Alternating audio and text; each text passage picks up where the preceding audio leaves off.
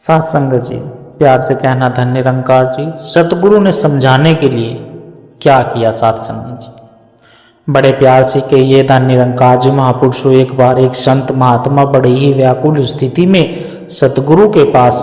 अपनी यह शिकायत लेकर पहुंच गए कि कोई महात्मा उसकी बुराई करता है, अर्थात जो भी संत उस महात्मा से मिलता है तो वह महात्मा उसके सामने उसकी और उसके परिवार के बारे में आधारहीन भली बुरी बातें बोलता है। यहां तक कि सत्संग में भी जब वह महात्मा स्टेज संभालता है तो वहां पर भी वह संत महात्मा को अपमानित करने के लिए उसे सत्संग में बोलने का मौका भी नहीं देता।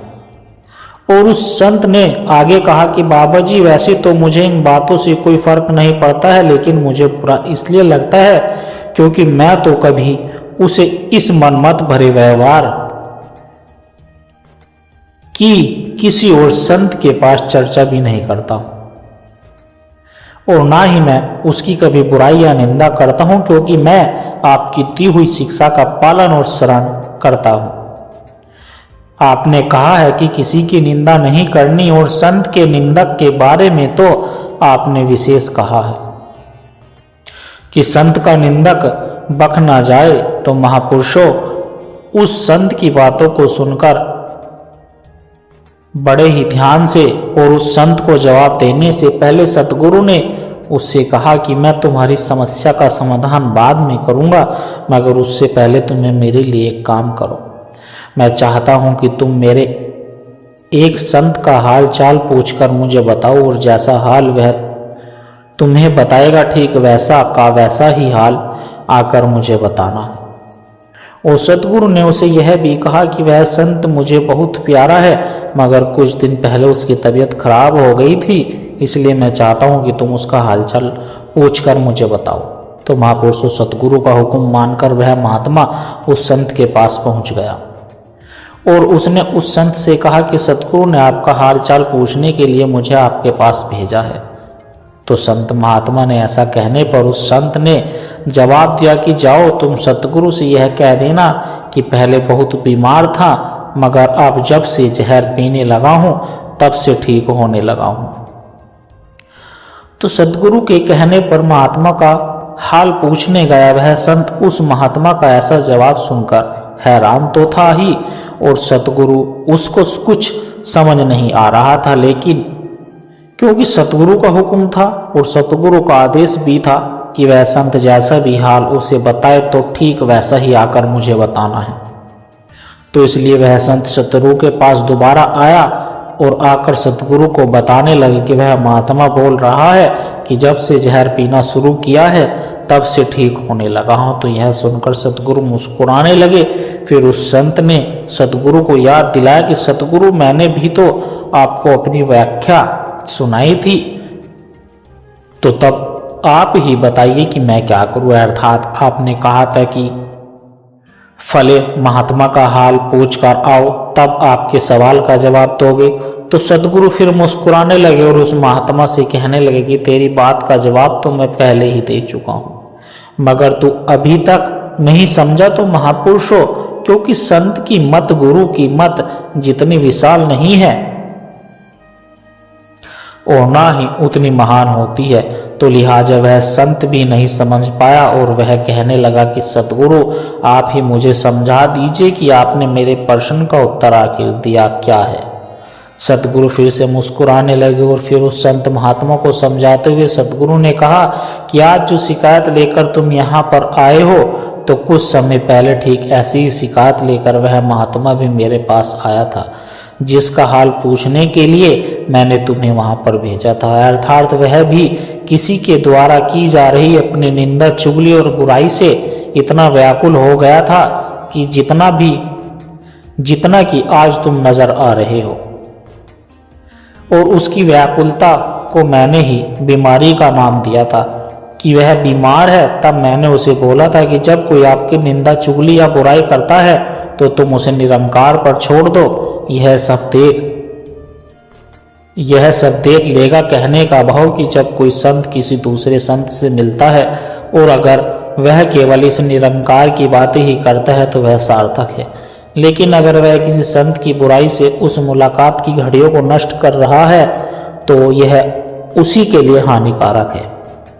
ना कि उसके लिए जिसकी वह निंदा चुगली या बुराई कर रहा है।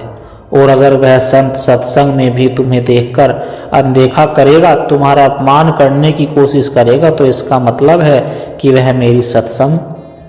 नहीं कर रहा है, बल्कि वह तो आया ही सत्संग कर रहा है। और अगर कोई निरंकार की सत्संग की घड़ियों को अपनी मनमत में व्यर्थ करता है तो फिर उसका परिणाम अच्छा नहीं होता, जो उसको भुगतना पड़ेगा। कहने का भाव यह निरंकार का हिसाब किताब है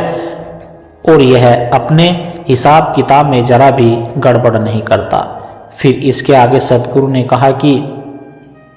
माना कि अपनी बुराई और निंदा चुगली सुनकर किसी को भी जहर पीने के लिए जितना बुरा लगेगा, मगर यह जहर पीकर अर्थात उसके व्यवहार को खुद पर उसका कोई असर ना लेकर या खुद का व्यवहार उसके जैसा ना बनाकर,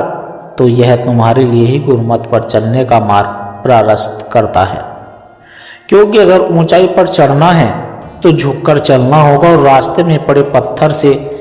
भी नहीं टकराना है, बल्कि उनको डाल बनाकर आगे बढ़ना है। तो यही गुरुमत के रास्ते पर आगे बढ़ने का मूल मंत्र होता है। हर एक संत अपनी अड़चनों को भी ढाल बनाकर आगे बढ़ता है और गुरु की मत भी यही कहती है कि कोई आपके बारे में कितना भी बुरा भला क्यों ना कहे, मगर आपने उसकी बुराई नहीं करनी है, अन्यथा आप में और उसमें कोई फर्क नहीं रह जाएगा। तो महापुरुष वह संत सतगुरु की बातों को बड़े ध्यान से सुनता रहा, मगर फिर भी उस संत के मन में यह प्रश्न बार बार आ रहा था कि सतगुरु मुझे तो जहर पीने अर्थात सहन करने की सीख दे रहे हैं, मगर उस महात्मा का क्या? उस महात्मा को सतगुरु ने ऐसी एक नहीं दी जो मेरी निंदा चुगली और बुराई करता फिरता रहा है।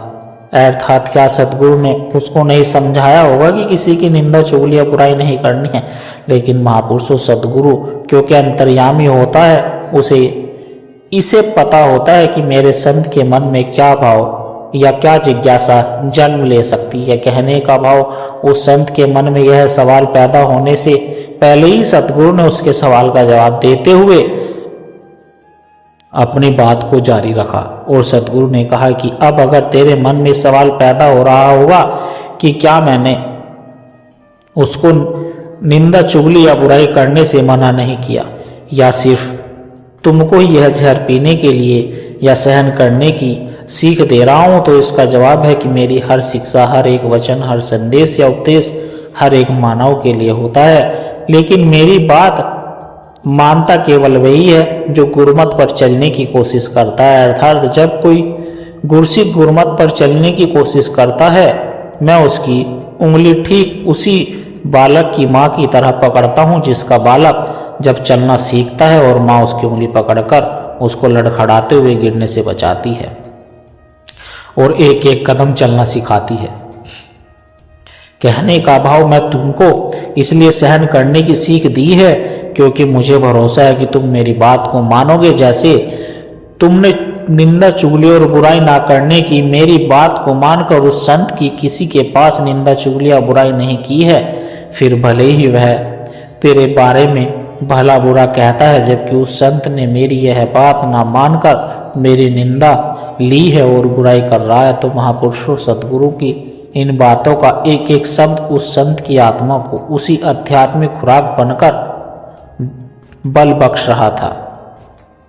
और इस भक्ति भरे प्रसंग के पीछे दास के कहने का भाव यही है कि भक्ति सब करे, भक्ति ना जाने कोई, भक्ति करे कोई सूरमा जात वर्ण कुल खोई। अर्थात महापुरुषों भक्ति करना कोई बच्चों का खेल नहीं है। भक्ति तो सूरवीरों जैसे बड़े साहस का काम होता है। इस पथ पर चलते हुए इंसान को अपनी जाति वर्ण और कुल जैसी पहचान को भी खोना पड़ता है। सारा संसार जहां व्यक्तिगत पहचान कायम करने के लिए बड़े से बड़ा और कठिन से कठिन कार्य करने में लगा रहता है, तो भक्ति के मार्ग में इसे भी कई गुना कठिन और चुनौतीपूर्ण समस्याएं आ जाती है। अर्थात जो इंसान भक्ति के मार्ग पर चल पड़ता है, फिर उसकी अपनी कोई पहचान नहीं रहती है। भक्त को अपना अस्तित्व और अपने आप के होने के भाव को भी त्यागना पड़ता है, तब कहीं जाकर कोई भक्ति के मार्ग पर चल सकता है। महापुरुष, आज हम जिधर भी देखते हैं उधर हर इंसान, चाहे वह किसी भी जाति या वर्ण का हो, सभी अपने अपने तरीके से भक्ति में लगे हुए हैं। और इस बात को देखते हुए आज भक्ति के शब्द का अर्थ जान लेने की आवश्यकता महसूस हो रही है कि आखिर भक्ति का अर्थ क्या हो सकता है और भक्ति कहते किसको है। क्योंकि अगर हम शब्द कोश को छाने तो भक्ति का अर्थ जुड़ाव और लगाव दोनों तरीकों का मिलता है, यानी कि जुड़ना तो इस प्रभु परमात्मा से है और अलग जो होना है वो हमें अपने अहंकार से होना है। तो महापुरुष अंत में दास बस इतना ही कहना चाहता है कि हमने गुरुमत की राह पर आगे बढ़ते हुए मन मत रूपी अवरोधों को नहीं देखना है, क्योंकि हो सकता है कि आपकी गुरुमत की राह में कोई संसारिक व्यक्ति नहीं बल्कि कोई ज्ञानवान महात्मा ही अपनी मनम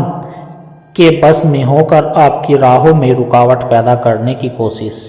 करे। तो आपको ऐसे अवरोधों या ऐसे लोगों की मन मत का असर अपने मन पर नहीं लेना है, बल्कि गुरुमत की राह पर बढ़ने के लिए हमने हमेशा गुरुमत का असर ही अपने मन पर लेना है। तो महापुरुष इन्हीं शब्दों के साथ दास से आपसे इजाजत चाहता है, बड़े प्यार से कहना धन निरंकार जी। और दास आशा करता है कि दास के द्वारा कहे विचार आप सभी संतों को अच्छे जरूर लगे होंगे। अगर अच्छे लगे हो तो वीडियो को लाइक करें, शेयर करें, कमेंट बॉक्स में धन निरंकार जी लिखकर अपने विचार साझा जरूर करें और दास के चैनल को भी सब्सक्राइब जरूर कर ले। और प्यारे संतों, एक छोटी सी अरदास और है आप जी के चरणों में।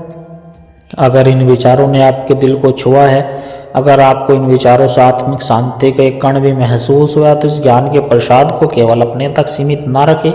इस प्रेम के पैगाम को आगे औरों तक भी पहुंचाए, क्योंकि साथ संगत जी एक दिए से ही दूसरा दिया जलता है। जब हम इस सत्य की आवाज को रोह तक पहुंचाने का माध्यम बनते हैं तो यह भी निरंकार की बहुत सुंदर सेवा ही होती है। और इस ज्ञान की धारा से सदगुरु के इन विचारों से निरंतर जुड़े रहने के लिए आप हमारे इस सत्संग के डिजिटल परिवार का हिस्सा बन सकते हैं, ताकि जब भी कोई नया विचार साझा हो वह आप तक सहज ही पहुंच जाए और हमें एक दूसरे के बल से विश्वास मिलता रहे। सदगुरु हम सबके छोटी छोटी सेवाएं स्वीकार करे और दास को यह आशीर्वाद दे कि दास हर रोज आप जी के चरणों में ऐसे सुंदर सुंदर विचार लेकर आता रहे। साथ संगत जी प्यार से कहना धन निरंकार जी।